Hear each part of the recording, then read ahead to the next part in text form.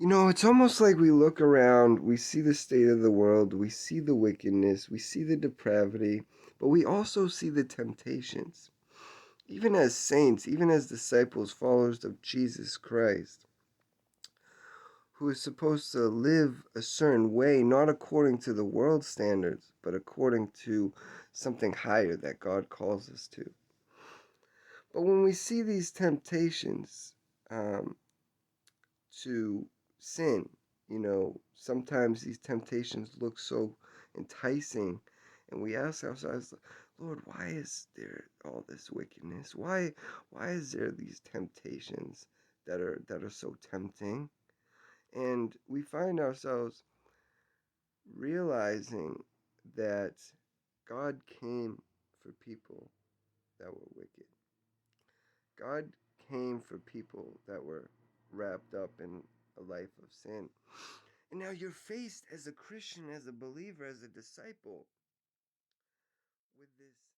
It's like an intense pressure, a tug of war almost between the flesh and the spirit, where it's like if Jesus Christ came down to earth to die and save sinful and wicked people, and we're called to reach the lost and to preach the good news of Jesus Christ to sinful and wicked people.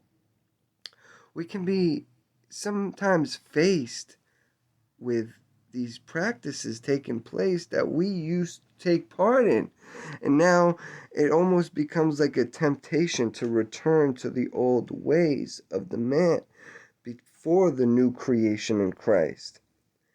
And when you're faced with this predicament as a believer, as a Christian, as a follower of Jesus Christ, where you're called to step into these places, to be in this world, to to reach the wicked and the sinful, and yet not fall into that sin yourself.